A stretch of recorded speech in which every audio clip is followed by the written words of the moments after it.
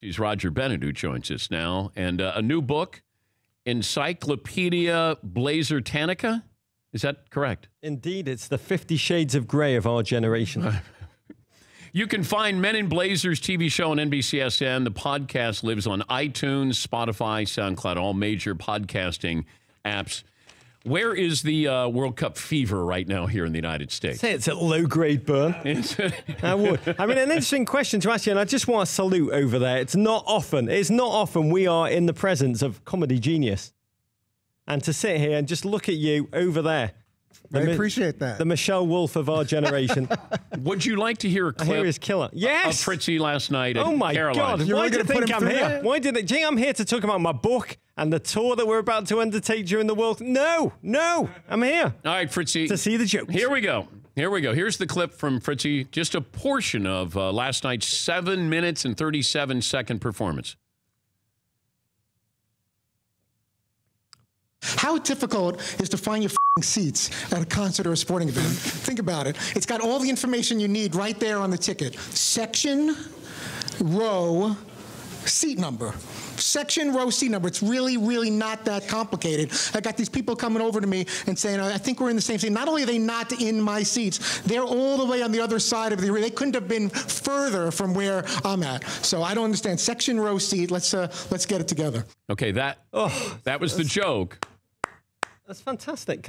No, that's the sound last night. Yeah. There was one person. Yeah. They didn't get it. He's ahead of where the comedy audience are in America right now. Because I got it. It's like an Andy Kaufman-esque performance art thing where Fritzy went to Caroline's and did a 7-minute performance which encapsulated the U.S. men's national team attempt to qualify for the World Cup in 2018. Wow. It was performance art. They failed.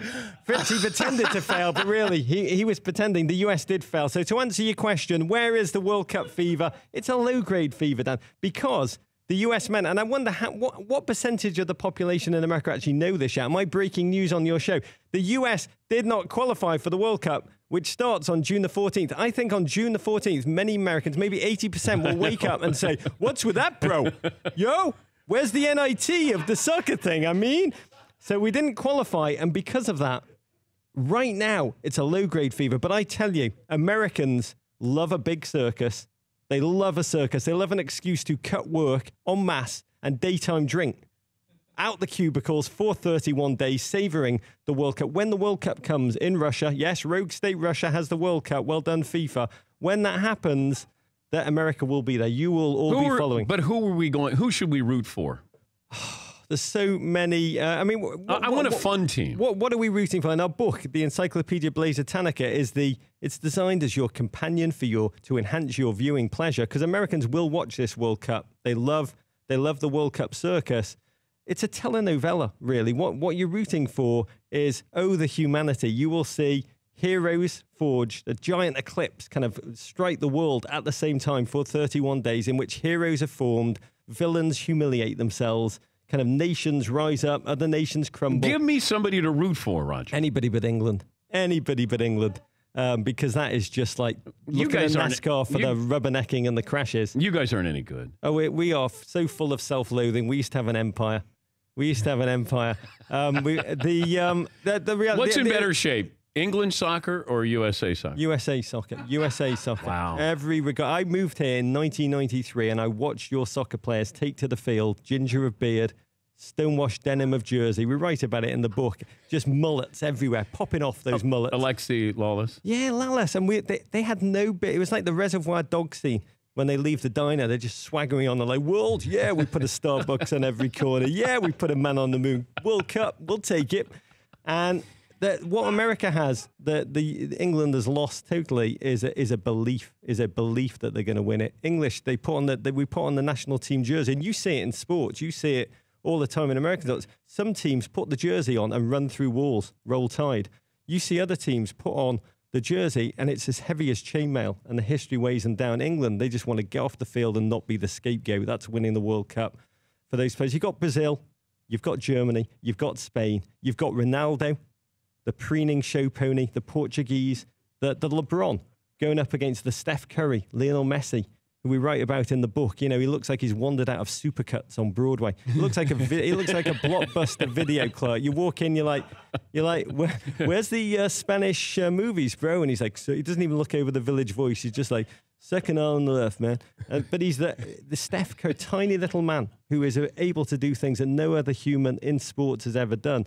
Both of them wanting to be the GOAT, leading Argentina, 3 finals in their last tournament, 3 losses, tears each time. This is what it sounds like when doves cry. That's what Prince was writing about. Lionel Messi losing. Him, Messi, Ronaldo going against each other. It's the kind of GOAT conversation that all of you kind of debate week in, week out. By the way, that was well done right there. Well done. By the way, can I just say Fritz wrote all of that? He didn't know. Right, Fritz? No, I wish. He's a comedy genius. Would you rather have Messi's life or Ronaldo's life? That is a phenomenal question. Michael Davis, if he was here, would probably go the Ronaldo way. You know, Ronaldo is a man, and there's many in the American sporting pantheon who have kind of figments of Ronaldo, who seems to only want to score goals, the point of football, win games, the point of sport, but purely as a means to an end, so they can take off his jersey and free the nipple, the Portuguese nipple, and show the world not his 6-pack, but his 8-pack. So that, like, it's a fascinating way to live life. And he does it as a potent athlete. Like, this is Babe Ruth pointing to the bleachers, hitting the ball out again and again and again. So you can't hate him, because ultimately he backs up the words. Is he our Tom Brady? With real hair. With real hair. With his own hair. Wow. Is he the... You know what? Is he the Tom Brady? He's more vocal. He's more... I watch Tom Brady, and you see him kind of try and put himself out there into the endorsement realm. Tom Brady does not seem to enjoy doing the endorsements. Ronaldo, I think, prefers the endorsements, being oiled. I once moved into Ronaldo's room in the Portuguese team hotel just after they left in Donetsk in 2012 in Ukraine. It took me 7 months to get the Drakkar Noir smell out of my luggage. He is an amazing... He seems like a Paco Rabanne type of guy with cologne. I think you're overestimating him, or overestimating my knowledge of colognes. Do they sell a Ronaldo 6-pack of beer? Oh, a 6-pack? There would be an 8-pack. But imagine if you just had his abs. Yes. So the top of the cans. Yes. Were the abs of Ronaldo. Oh, that would be... A 6-pack of Ronaldo. That would be... and when you opened it, an amazing thing would happen. I think we need to... What would it taste like? Oh. It would taste like... No, we don't have to go there. I want the Lionel Messi life, to be candid. Lionel Messi is a gentleman who is so unassuming. I mean, the kind of athlete... Who's the American parallel? A guy that just does it over and over again. The sublime. I mean, he picks the ball up deep. There's a great poet. But has Steph Curry done enough to be on the same platform? I mean, Messi's accomplished quite a bit. That's what's remarkable about these. So there's a remarkable player called Mo Salah, the king of Egypt, plays for Liverpool Football Club, has had the season of his lifetime, 25, an Egyptian, a remarkable man, plays in my hometown of Liverpool. In a deeply Islamophobic Europe, he has been publicly, unashamedly celebratory of his Muslim faith, and the English have warmed to him. The Liverpool fans sing a chant how they'd love to be Muslim too every time he scores a goal. He's probably the bulwark to Islamophobia in England right now, and I'm not exaggerating. He has had a sublime season. What's amazing about Ronaldo and Messi, 2 very different smell tests of how you view humanity, is your question, which one would you prefer to be, Messi or Ronaldo, indicates he's had the single greatest season I've seen in a long time, but they've done it year after year in a Jeter-esque kind of fashion. They've just brought it season in, season out for as long as we can kind of remember, all the way back to the Roman times when they wrote ballads about such men. He's Roger Bennett, the co-host of Men in Blazers on NBCSN. What would you give up to have Liverpool win this weekend, the Champions League? It's a slightly complicated question. I'm from Liverpool, which is soccer is like Indiana high school basketball. There's 2 teams in Liverpool, Dan Patrick. There's 2 teams in Liverpool. There's Liverpool. Everton. And then there's the New York Mets, Everton. Do you hate Everton, or do you just disregard them? Everton, my father was an Evertonian. His father was an Evertonian. Being an Evertonian is like, for me, it's like being Jewish. It's like we celebrate thousands of years of history and the few happy moments. It's like, we've got to make the most of these. It's like mostly life is dark. brutish, and as an Everton fan, and deeply challenging. But I wouldn't want to live any other way, because ultimately that's life to me. However, having said that, I just was over with NBC filming with Liverpool. Have a manager who's called Jurgen Klopp, one of the greatest motivators, one of the greatest transformative leaders. He's serial monogamous with clubs, 6-7 years, transforming them. Also, yeah, he brought that too. It's Tom. He went to the same shop. Wait, he's got fake hair too? Yeah, and he's open about it. He's like, oh, why not? He was thinning, and but he's like a Teutonic Care Bear. He's like a German Jim Harbaugh. He's just that guy who's just like, oh. And watching what he's done with that club, with the Boston Red Sox owners, investing in a sage fashion, has been a remarkable journey. And they're playing Real Madrid, who are like the New York Yankees. I mean, they are always there. 3 out of the last 4 Champions Leagues, an amazing feat. They know how to win. They've won those.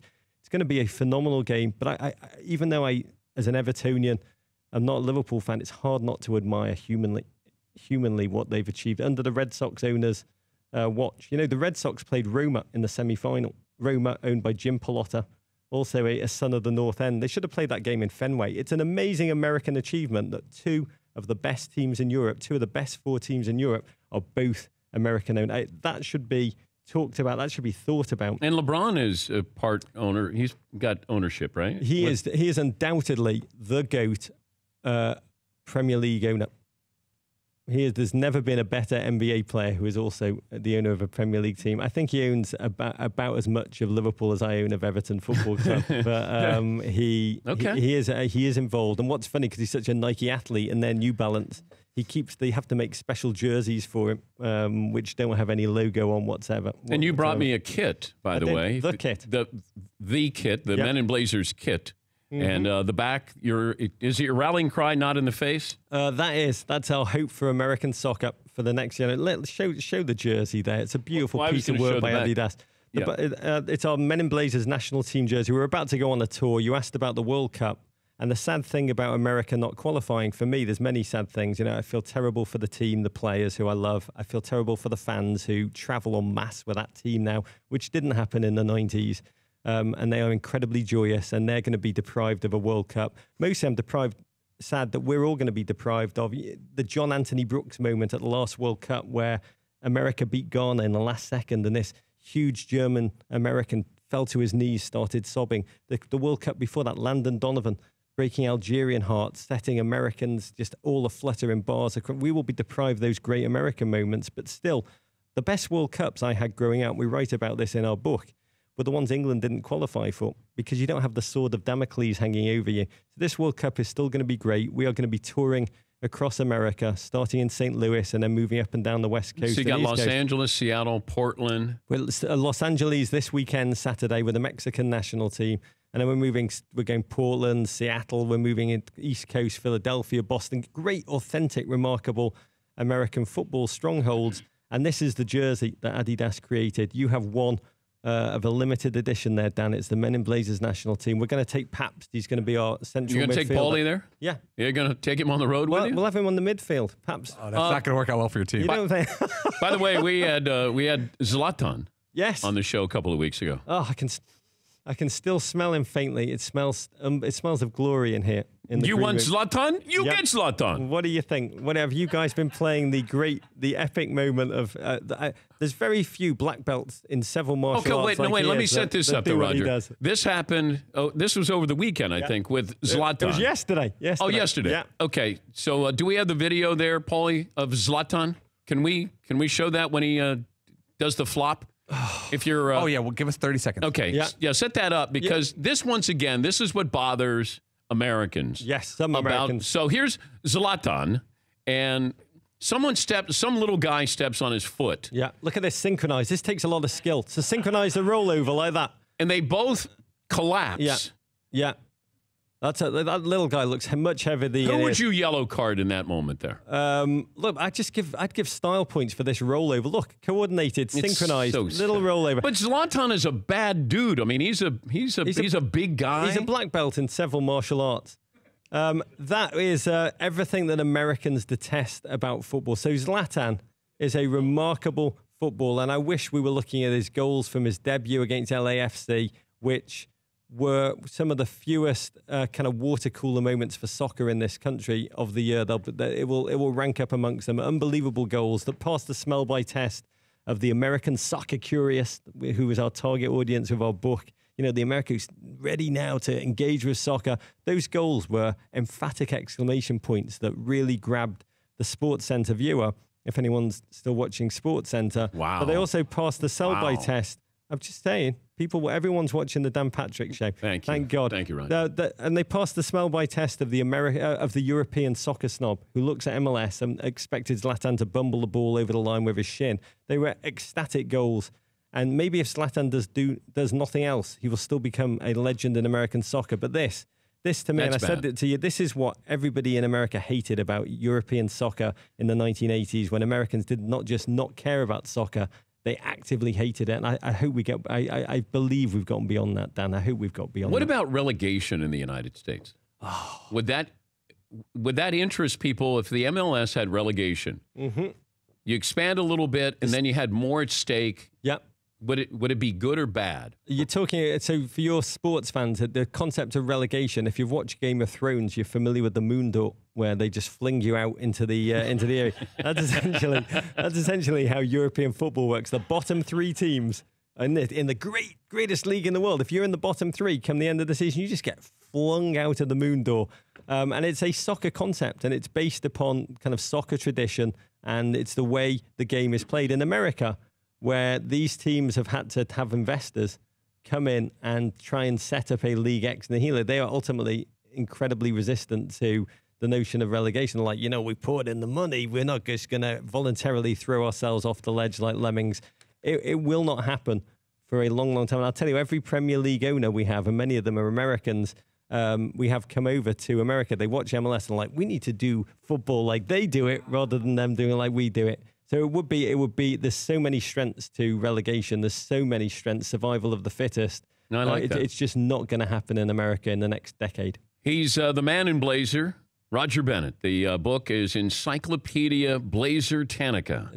It smells of aftershave, and it's got a tweed cover. Sport of the future since 1972 here in the United States. Soccer is.